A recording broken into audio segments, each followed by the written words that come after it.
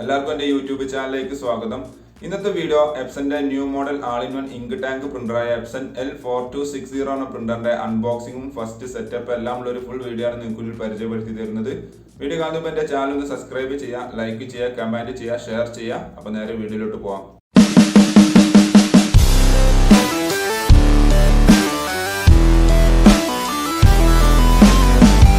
പ്രത്യേകം ശ്രദ്ധിക്കുക, പ്രിൻ്റർ വാങ്ങിയാൽ ആദ്യം തന്നെ നിങ്ങൾ ചെയ്യേണ്ടത് അടുത്തുള്ള എപ്സൻ്റെ ഓതറൈസ്ഡ് സർവീസ് സെൻറ്ററിലോ അല്ലെങ്കിൽ ടോൾ ഫ്രീ നമ്പറിലോ വിളിച്ച് ഇൻസ്റ്റാളേഷൻ ബുക്ക് ചെയ്യണം. അവരുടെ എഞ്ചിനീയർ വന്നാണ് നിങ്ങൾക്ക് ഫ്രീ ആയിട്ട് ഇൻസ്റ്റാളേഷൻ ചെയ്തു തരുന്നതാണ്. രജിസ്റ്റർ ചെയ്താൽ മാത്രമേ നിങ്ങൾക്ക് വാറണ്ടി കാര്യങ്ങളെല്ലാം കറക്റ്റായിട്ട് കിട്ടുകയുള്ളൂ. ആ കാര്യം പ്രത്യേകം ശ്രദ്ധിക്കുക. പ്രിൻ്ററിൻ്റെ ഏകദേശം സ്പെസിഫിക്കേഷൻ ഈ ബോക്സിൻ്റെ പുറത്ത് തന്നെ കൊടുത്തിട്ടുണ്ട്. മൊബൈലിൽ നിന്ന് പ്രിൻറ്റ് ചെയ്യാൻ കഴിയും. അതേപോലെ തന്നെ ഇതിൻ്റെ ഇവിടെ ഇവിടെ ചെറിയ വൈഫൈ ഉണ്ട്, ഫോട്ടോസ്റ്റാറ്റ് എടുക്കാൻ കഴിയും. 001 സീരീസ് ഇങ്കാണ് ഈ മോഡലിന് വരുന്നത്. ആ മോഡൽ ഇങ്ക് തന്നെ ഇതിന് യൂസ് ചെയ്യാൻ പാടുള്ളൂ. ആ കാര്യം പ്രത്യേകം ശ്രദ്ധിക്കുക. ഞാൻ പ്രിൻ്ററിൻ്റെ ബോക്സ് ഓപ്പൺ ചെയ്യുകയാണ്. ബോക്സ് ഓപ്പൺ ചെയ്യുന്ന സമയത്ത് ഇവിടെ തന്നെ എഴുതിയിട്ടുണ്ട്, please read the follow the user documentation എന്നുള്ളത്. അതായത് യൂസർ മാനുവൽ ഒന്ന് റീഡ് ചെയ്ത് നോക്കുന്നത് നല്ലതാണ് എന്നാണ് പറയുന്നത്.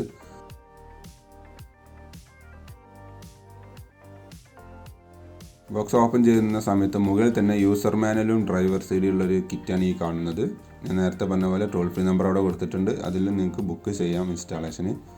ഇത് പ്രിൻ്ററിൻ്റെ USB കേബിൾ പ്രിൻ്ററും കമ്പ്യൂട്ടറും തമ്മിൽ വയർഡായിട്ട് കണക്ട് ചെയ്യാൻ ഉപയോഗിക്കുന്നു. പിന്നെ ഇതിൻ്റെ പവർ കേബിൾ വരുന്നത് താഴത്തായിരിക്കും. അപ്പോൾ ഈ 2 തെർമോകോപ്പീസുകൾ നമ്മൾ ആദ്യം ഒഴിവാക്കുന്നു. ഓക്കെ, എന്നിട്ട് പ്രിൻ്റർ നമുക്ക് ബോക്സിൽ നിന്ന് എടുക്കാം. പ്രിൻ്റർ ബോക്സിൽ നിന്ന് എടുക്കുന്ന സമയത്ത് പ്രത്യേകം ശ്രദ്ധിക്കണം. ഓക്കെ, പ്രിൻ്റർ ബോക്സിൽ നിന്ന് എടുത്തു വെച്ചിട്ടുണ്ട്. അപ്പോൾ ബോക്സിൻ്റെ താഴെയാണ് ഇങ്ക് ബോട്ടിലും പവർ കേബിളും എല്ലാം വരുന്നത്. അപ്പോൾ ഇവിടെയുള്ള ഈ തെർമോകോപ്പീസുകൾ ഒഴിവാക്കുന്നു.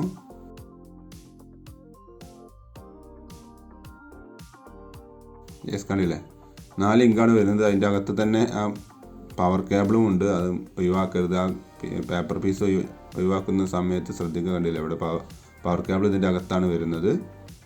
അപ്പം അത് നമുക്ക് മാറ്റി വെക്കാം. ഇനി പ്രിൻ്റർ ഈ കാണുന്ന ഈ പാക്കഡ് കവർ നമുക്ക് ഒഴിവാക്കാം.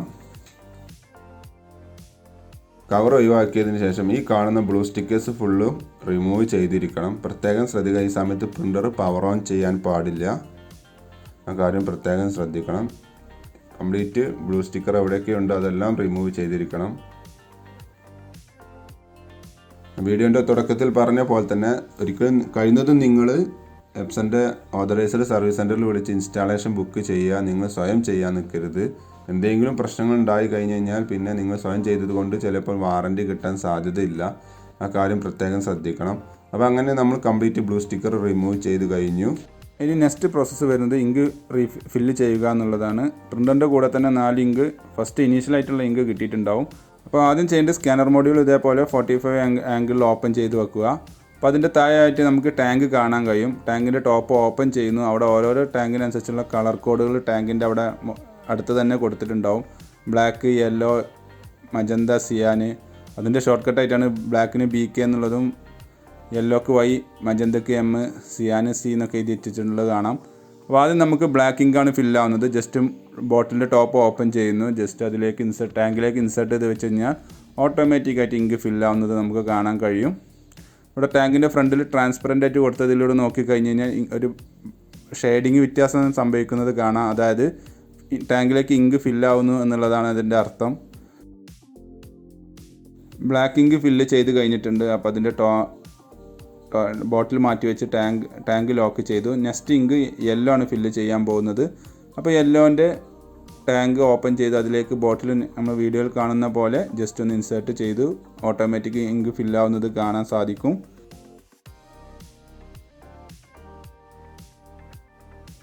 യെല്ലോ ഇങ്കും ഫില്ല് ചെയ്ത് കഴിഞ്ഞിട്ടുണ്ട്. നെക്സ്റ്റ് ഇങ്ക് മജന്തയാണ്. അപ്പോൾ മജന്തൻ്റെ ടാങ്കിൻ്റെ ടോപ്പ് ഓപ്പൺ ചെയ്തു. ശേഷം ബോട്ടിൽ എടുത്തിട്ട് ബോട്ടിലിൻ്റെ ടോപ്പ് റിമൂവ് ചെയ്തതിന് ശേഷം ജസ്റ്റ് ഇതേപോലെ ഇൻസേർട്ട് ചെയ്യുന്നു. സപ്പോസ് അറിയാതെ നമ്മളിപ്പോൾ ഞാൻ വീഡിയോയിൽ കണ്ട പോലെ സിയാനാണ് ഞാൻ മജന്തൻ്റെ ടാങ്കിലേക്ക് ഒഴിക്കാൻ നിന്നത്, ഫില്ല് ചെയ്യാൻ നിന്നത്. പക്ഷേ അത് ഫില്ലാവില്ല. ഓരോന്നിനും ഓരോരോ ലോക്ക് സിസ്റ്റമാണ് വരുന്നത്. അപ്പോൾ അതിൻ്റേതായ കളർ കോഡിലുള്ള ഇങ്കാണ് മാത്രമേ അത് ഫില്ലാവുകയുള്ളൂ. അപ്പോൾ മജന്തൻ്റെ ബോട്ടിൽ എടുത്ത് മജന്തൻ്റെ ടാങ്കിലേക്ക് തന്നെ ഞാൻ ഇൻസേർട്ട് ചെയ്തു. കറക്റ്റായിട്ട് ഇങ്ക് ഫില്ലാവുന്നത് നമുക്ക് വീഡിയോയിൽ കാണാൻ സാധിക്കും.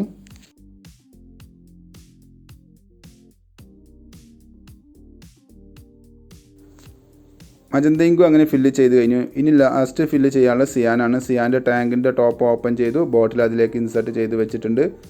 ഫ്രണ്ടിലേക്ക് നോക്കി കഴിഞ്ഞ് കഴിഞ്ഞാൽ കാണാൻ സാധിക്കുന്നതാണ് സിയാൻ്റെ ടാങ്കും ഫില്ലായിക്കൊണ്ടിരിക്കുന്നത്. പ്രത്യേകം ശ്രദ്ധിക്കുക, നിങ്ങൾ പ്രിൻ്റർ ഉപയോഗിക്കുന്ന സമയത്ത് ഒരിക്കലും പ്രിൻ്റർ കമാൻഡ് ചെയ്യില്ല ഇങ്ക് കഴിയാനായിട്ടുണ്ടെന്നുള്ളത്.